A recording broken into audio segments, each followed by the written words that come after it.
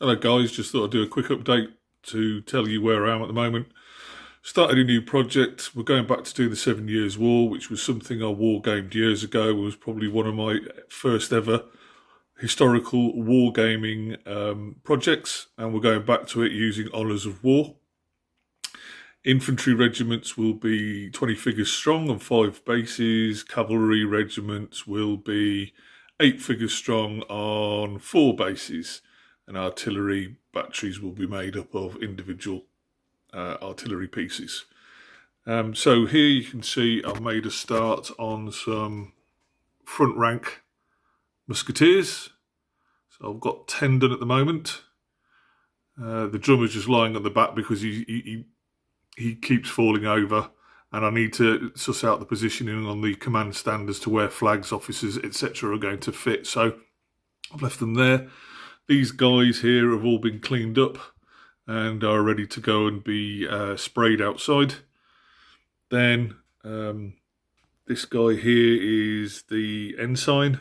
See if he'll focus. Ooh, there we go. Ooh, no. There we go. So that's the ensign. This is the officer. And they're both, like I say, they're both found from Foundry. They're Mark Copplestone sculpts, which are really, really nice. Plenty of character on them. Only thing is, like every Foundry thing, it's expensive. I've also got some Hussars here who've been done as the Von Kleist Hussars. There's a pack of another 3 to make up the regiment. I started painting the standard bearer, but it seems that Frederick the Great decided that the Hussars would lose their standards because they'd performed so badly in the last war. So I might stick him in, I might not. Going to be getting flags from GMB. The Hussars are getting on my nerves a little bit at the moment. Problem being is that the actual sculpts are nice. They take the paint really well. Horses are nicely posed. But the problem is the Prussians have scalloping around their horse furniture, actually on the horse blanket. And I'll show you this guy here, who's the guy I've had an attempt at. And all that has to be done freehand on both sides, as does the little mark on his sabretache, which all has to be done freehand. Same again there. And it's just a long-winded process, kind of sucks the life out of you. They look nice when they're done, I think. They won't be the neatest thing I've ever painted, I don't think, but they'll do the job when they're on the tabletop, and they'll probably be the only Hussar regiment I'll do. I think I'll stick to Dragoons and Cuirassiers for the rest of the army, because they're easy to do. So here we have some front rank flag tassels. I think we've all seen those. And then I have a 6-pounder field gun.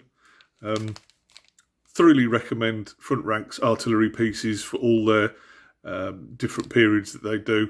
They're very robust, easy to put together for metal kits. Look very nice at the table. And I would have said if you're not using plastics, have a good think about these, because they're very, very good. These 2 officers here. So I've got this guy, General Pointing. He's a front rank figure. So let's see if he'll focus. Probably not. No, he's not having it.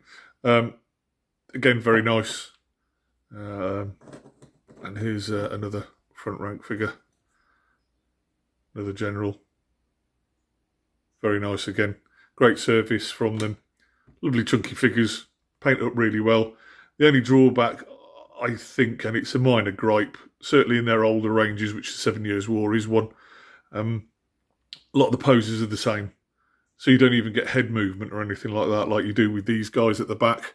And the Crusader miniatures, which I've ordered, so I've ordered another 2 of those. You get just a little bit of variation in pose, just makes it very nice. Whereas, unfortunately, the front rank ones are all in the same pose. And although they're lovely to paint up, they look a bit rigid. However, having said that, there will be more front rank figures alongside everything else. Like I say, I've got the Crusader Order coming, which has the gun crew, a Fusilier battalion, and another Musketeer battalion.